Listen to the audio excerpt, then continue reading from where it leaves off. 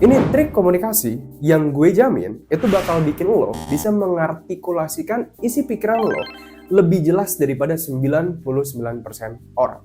Dan pasti lo bingung kayak ada siapa nih muncul di YouTube gue ngebahas tentang ilmu komunikasi. Tenang aja, kenalin nama gue Jason Stanley. Gue udah punya pengalaman 6 tahun di bidang ilmu komunikasi atau science communication. Dan gue juga udah mendirikan platform EduTech atau ilmu komunikasi online yang dimana kita udah ngebantu 1.000 orang lebih lancar berkomunikasi hanya dalam 30 hari doang dari seluruh Indonesia. Nah, jadi gue punya sedikit kredibilitas lah untuk membicarakan video hari ini. Oke, tadi kan gue sempat janji kalau dalam video ini lo bakal bisa mengekspresikan atau lo bisa menyampaikan apa yang ada dalam pikiran lo itu lebih jelas 99% daripada orang lain. Dan ini bukan cuma sekedar kayak, oh bang, lu cuma teori-teorian doang. No. Enggak. Semua tips dan metode yang bakal kita bahas dalam video hari ini, itu sudah terbukti secara psikologi bahkan. Oke. Nah, by the way, gue bakal sedikit spoiler.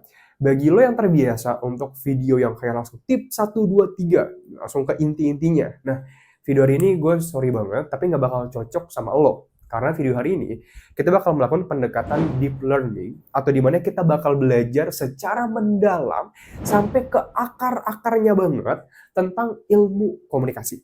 Jadi kalau lo sukanya pendekatan pembelajaran yang jarang ada di sosial media, yang lebih membahas akar-akar masalah, dan menjawab kenapa lo sering belibet, gugup, dan nggak jelas ngomongnya, video hari ini itu bakal cocok banget buat lo. Oke, karena ini janji gue, terus bang, gimana cara kita bisa mendapatkan hal tersebut? Atau gue bisa ngegambarin isi pikiran gue lebih jelas. Oke, sebelumnya, gue pengen lo sama gue sama-sama memahami terlebih dahulu mengenai dasar komunikasi. Atau gue bakal jelasin dulu kenapa pada dasarnya lo dan orang lain, atau lo sama gue sekarang nih, ya gue kan lagi ngobrol ke lo, dan lo lagi dengerin gue. Kenapa sih komunikasi itu bisa terjadi terlebih dahulu? Oke. Jadi pada dasarnya, komunikasi itu bisa terjadi karena ada dua pihak yang terlibat. Nah, di sini ada pihak pertama, oke. Yang kedua itu ada pihak yang kedua. Nah, anggaplah misalnya pihak pertama ini namanya Jason, ini gue nih. Nah, ini yang kedua adalah lo. Nah, yang terjadi dalam komunikasi adalah pihak pertama itu biasanya bakal menyampaikan pesan di sini, entah itu misalkan gue kayak ngomong ke lo nih, bro, lo udah makan atau belum? Nah, itu pesan, gue bertanya ke lo, bro, lo udah makan atau belum? Ini bakal diterima sama lo sebagai si penerima pesan. Oke. Yang perlu kita pahamin adalah si pengirim pesan ini kita sebut sebagai komunikator dalam dunia komunikasi.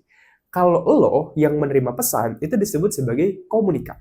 Oke. Nah, tapi yang pastinya kita mikir kayak, oh bang, pasti nggak sesimpel itu doang dong. Kalau nggak, lu buat apa kuliah komunikasi lama-lama banget? Dia cuma buat belajar ini doang. Ya bener, jawabannya nggak sampai situ doang. Nah, kita bakal lebih memperdalam sedikit.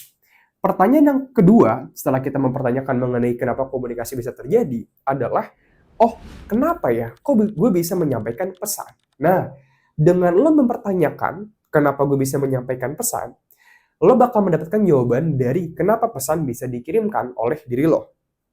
Ketika lo tahu proses dari gimana pesan itu bisa dikirimkan dari diri lo ke orang lain atau si penerima pesan, lo itu bakal bisa mencari kira-kira gue nih belibetnya di masalah yang mana atau di bagian sistem yang mana ya. Nah, itu yang menariknya. Nah, gue bakal kasih sedikit penjelasan lagi untuk pertanyaan yang kedua ini. Gini, pengirim pesan dapat mengirimkan pesan kepada si penerima pesan karena ada sebuah proses yang gue sebut sebagai encoding.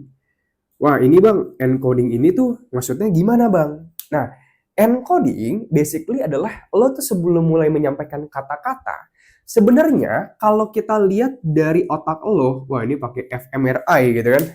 Biasa kalau lo baca ada metodenya fMRI dari dunia medis biasanya. Lo bisa ngelihat aktivitas otak ketika kita sedang melakukan sesuatu. Sorry, by the way, gue nyari spidol lebih nyata ya. Nah, fMRI ini ketika dilakukan dalam dunia komunikasi, ditemukan bahwa ternyata ketika kita itu belum mulai berbicara, ada beberapa hal-hal yang terjadi di otak lo sama gue. Jadi sebelum gue mulai ngomong nih, ya, sebelum gue mulai menyampaikan kata-kata, ada proses yang terjadi di otak gue. Dan ini yang sering bikin kita berdua jadi belibet. Nah bang, kalau gitu prosesnya ini apa? Nah ini gue tulis aja proses di sini ya. Oke, prosesnya ini dalam ilmu komunikasi psikologi, kita melihat pada dasarnya ada 3 proses tahapan yang bikin lo tuh bisa berbicara atau menyampaikan pesan. Oke, gue bakal jelasin yang pertama terlebih dahulu. Nah, yang pertama, ini adalah proses yang gue sebut sebagai abstract thinking atau disebut dengan priming effect. Bang, priming effect itu maksudnya gimana bang? Gini, ketika misalkan gue pengen ngetes lo priming effect lo nih, ini lo bakal ngerasain langsung kok. Kalau misalkan gue bilang ke lo gajah, lo bakal keingetnya apa? Kayaknya gede deh bang. Oh, dia raja hutan, misalnya kayak gitu. Oh, dia makan rumput. Oke. Kalau misalkan gue bilang ke lo kelinci, lo bakal mikirnya apa? Ada yang mikir wortel kah? Ada yang mikir, oh loncat-loncat kah? Oke. Kalau gue bilang ke lo Jason Stanley, lo ingatnya apa? Wah, nyebelin dia, misalnya kayak gitu. Nah, ini disebut sebagai proses dari priming effect. Priming effect adalah ketika otak lo menerima sebuah pesan, masuk ke otak lo nih. Nah, pesan ini bakal dicari, diproses oleh otak lo. Pesan apa lagi ya, atau informasi apa lagi ya yang relevan dengan pesan-pesannya. Contoh kayak yang tadi, dengar ada kelinci, maka lo jadi keinget wortel, loncat, warnanya putih, kecil. Nah, ini adalah priming effect.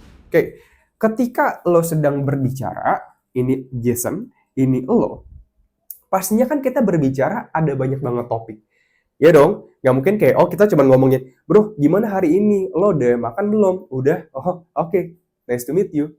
Udah, just jalan. Kayak, nggak mungkin kayak gitu, itu aneh banget. Pasti ada banyak topik yang kita bicarakan.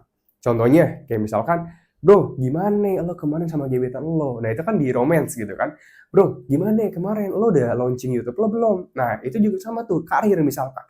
Bro, gimana kemarin kerjaan lo sama si Andi? Sukses lo tuh projectnya. Nah itu juga sama, networking misalkan. Oke, dari semua topik ini, sebenarnya topik-topik itu bisa diklasifikasikan. Otak lo ada kok sistemnya. Jadi kalau misalkan gue ngomong ke lo tentang sepak bola, maka nanti otak lo itu bakal mencari informasi-informasi relevan dengan sepak bola. Ya dong, kayak gue lagi ngomong, bro, kemarin gue lagi nonton Indonesia lawan Jepang tuh. Nah, walaupun itu di kategorinya itu ya Indonesia lawan Jepang, tapi kan dia masih dalam ranah sepak bola. Nah, berarti karena dia di ranah sepak bola, ketika otak lo, bro, kemarin gue nonton Indonesia lawan Jepang tuh. Oh, dia di sepak bola. Berarti ada informasi-informasi lain nggak yang gue ketahuin? Ada, misalkan tentang Messi.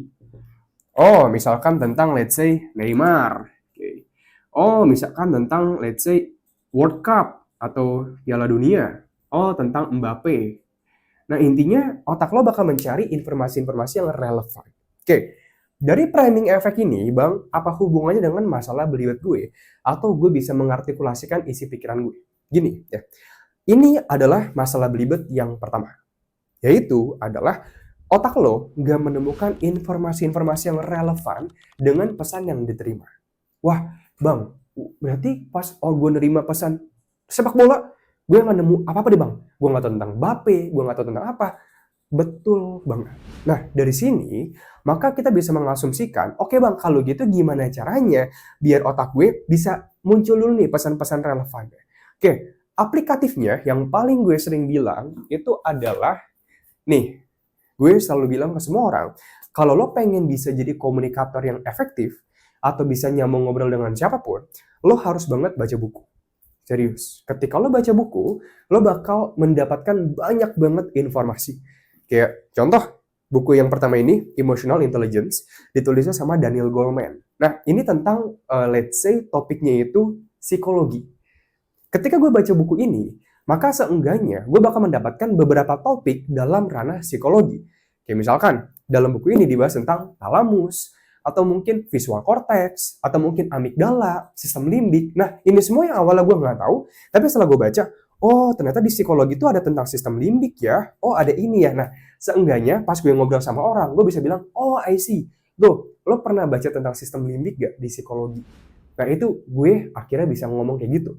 Tapi kalau misalkan pengetahuan gue itu sedikit, nggak mungkin dong gue bisa bilang kayak, bro, lo tau tentang sistem limbik gak? Ya, kan gue juga dari awal nggak tahu. Oke, jadi ini adalah yang gue sebut sebagai priming effect.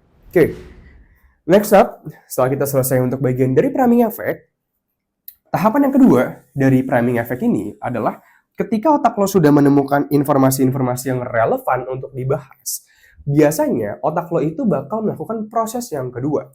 Proses yang kedua ini adalah gue sebut sebagai pembentukan struktur bicara.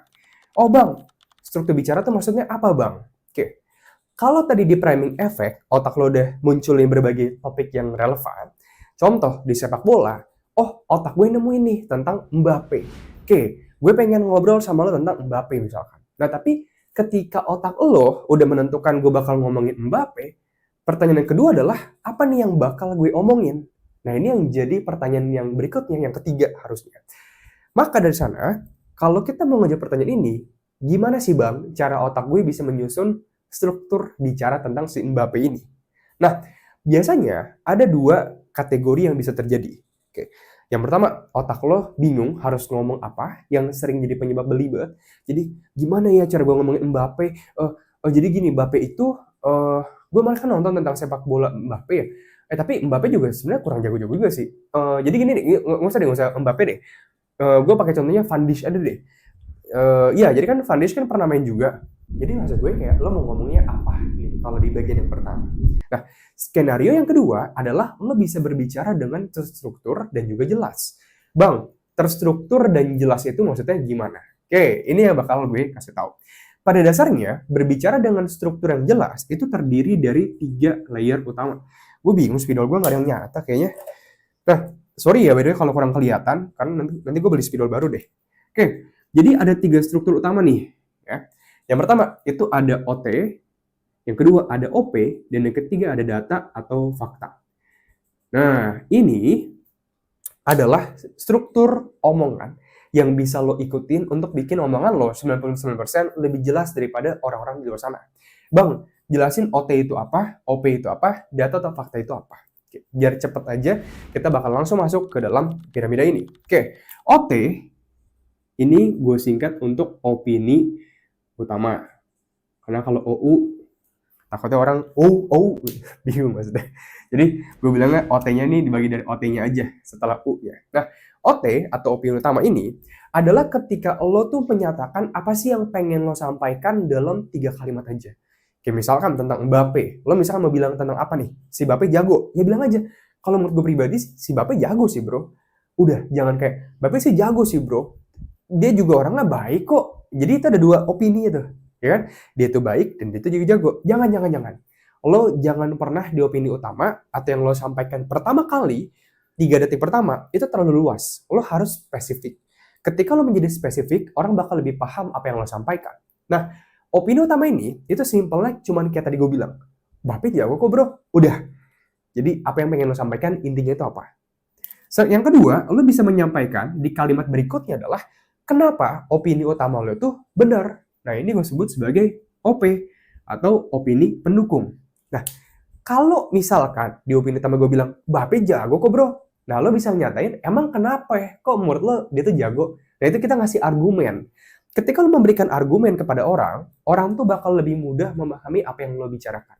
Ini ada hubungan juga dengan konsep psikologi namanya reason and justification. Dalam penelitian psikologi, can I cut in line? Itu ketika sebuah eksperimen gitu. Jadi kita ngantri gitu kan. Pak, sorry Pak, saya boleh duluan gak Pak ya? Pas gue ngomong kayak gitu, orangnya bakal bilang, enggak, enak aja sih di sini, kayak gitu. Tapi kalau misalnya gue bilang kayak, Pak, sorry, saya boleh duluan gak ya? Saya lagi sakit perut banget nih soalnya. Oh, ya udah nggak apa-apa. Nah, itu namanya reason and justification. Ketika lo meminta sesuatu dan lo memberikan alasan terhadap sesuatunya itu, orang bakal lebih bilang iya ke yang lo minta. Ini ada dalam konsepnya psikolog Cialdini Principle. So, ini termasuk ke dalam bagian OP atau opini pendukung. Nah, kenapa menurut lo tuh Mbappe itu jago? Ya, karena dia udah pernah hampir menangin Piala Dunia, bro. Oh, oke. Berarti ini opini pendukung lo ya. Jadi, kalau kita gabung jadi satu kayak gini. Menurut gue pribadi mah yang paling jago mah Mbappe, bro. Kan kemarin dia hampir menang Piala Dunia. Nah, misalnya kayak gitu. Dan yang ketiga adalah, ini nggak harus, tapi kalau lo bisa kasih data atau faktanya, kayak misalkan, dia kan hampir menang Piala Dunia, dan dia juga kan pernah tuh ngejebolin 2 kali loh bahkan di Piala Dunia. Kayak itu misalkan 1, atau enggak, dan itu kan pernah menangin Piala Dunia, dan lo tahu gak sih bro, Mbappe juga pernah di rating player top ketiga dari seluruh dunia berdasarkan StanleyAcademy.com. Misalnya kayak gitu. Nah, again, data atau fakta pendukung ini biasa sifatnya akademis atau lo bisa gunakan dalam forum. Tapi kalau lagi nongkrong sama orang yang sifatnya itu informal, kan kayak nggak asik banget kan lo di tongkrongan bilang kayak jadi Stanley Academy bro, Mbappe itu top ranking nomor 3 di dunia. Langsung teman-teman lo kayak, ya nggak asik banget gitu. Nah, maksud gue, yang penting adalah lo pakai opini utama dan opini pendukung. Oke, nah sampai sini kita bakal lanjut ke tahapan yang ketiga.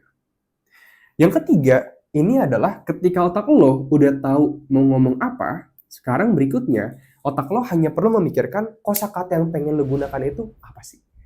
Udah, itu doang. Ibaratnya kayak lo lagi pengen ngelukis, ada lukisan, kata-kata lo tuh kayak warna yang bisa lo gunakan untuk ngelukis. Semakin banyak warna atau semakin banyak kosakata yang lo ketahuin, semakin bisa detail lo menggambarkan apa yang pengen lo gambarkan dari struktur bicara lo di opini utama, pendukung, data atau fakta pendukung. Dan ini yang bakal nyembuhin juga masalah belibet lo. Nah bang, kosakata itu maksudnya gue udah paham sih bang, tapi gimana ya cara gue memperluas kosakata gue? Yang paling gue suka banget adalah lo bisa, ini metode favorit gue, jadi ada orang yang mungkin lebih suka baca buku, atau mungkin ada yang suka baca majalah, baca kamus. Again, gue nggak bilang itu salah, tapi ini cara favorit gue. Cara favorit gue adalah, gue sering dengerin orang yang memang punya kosakatanya itu cukup oke atau bagus. Setiap harinya. Oke. Setiap hari, gue nontonin waktu itu, kalau sekarang gue nontonnya Alex Hormozi ada, tapi lo bisa pilih lah orang di, let's say dia pakai bahasa Indonesia, kalau gue kan lebih suka pakai bahasa Inggris kalau buat belajar biasanya. Tapi coba lo cari orang yang bahasa Indonesia itu bagus dan enak didengerin. Nah, ketika lo mendengarkan, lo bakal metode belajarnya itu kayak seorang bayi. Bayi itu dia nggak baca A, dia nggak tahu A itu bunyinya gimana, tapi dia nggak denger ayam, kayak gitu. Nah itu kita belajar kosakata juga loh by the way. Jadi kita cuma ngedenger doang, oh ayam artinya ini. Ketika lo mendengar orang yang kosakatanya itu bagus, efektif menggunakan kata-kata dia, lo juga bakal ketularan kosakatanya. Alhasil, perpustakaan kosakata lo bakal ikut meluas juga. Nah ini cara favorit gue untuk memperluas kosakata. Nah dari sini, kalau misalkan seandainya lo memang bang, gue pengen beneran serius nih investasi skill komunikasi gue. Gini, gue ada penawaran buat lo dan lo boleh tolak. It's okay. Kalau seandainya dalam 30 hari setelah program ini, lo nggak ngalami peningkatan apapun dalam skill komunikasi lo, uang lo bakal gue refund 100%. Jadi tenang aja. Kalau misalnya lo tertarik buat investasi skill komunikasi, lo bisa join program gue di StanleyAcademy.com. Ini platform belajar yang gue dirikan 9 bulan yang lalu. Di sana lo bakal bisa belajar cara bisa berkomunikasi tanpa rasa gugup, gagap belibet, bahkan bisa ngelasin skill komunikasi yang jauh lebih rumit lagi, kayak berretorika, berargumen, bikin siapapun yang kayak yang kita minta, nerapin karisma yang bakal bikin lo jadi magnet manusia, dan masih banyak banget lainnya. Kita juga udah ngebantu 1000 orang lebih lancar berkomunikasi hanya dalam 30 hari doang dari seluruh Indonesia. Dan jika dalam 30 hari ini lo nggak ngalamin perubahan apapun, uang lo bakal kita refund 100%. Jadi kalau misalkan lo pengen serius nih investasi skill komunikasi lo, gue berharap dan gue yakin banget program ini bakal cocok sama lo. Jadi kalau misalnya lo pengen tahu lebih lanjut tentang programnya, lo bisa cek aja linknya di pin komentar di bawah. Bye-bye, thank you.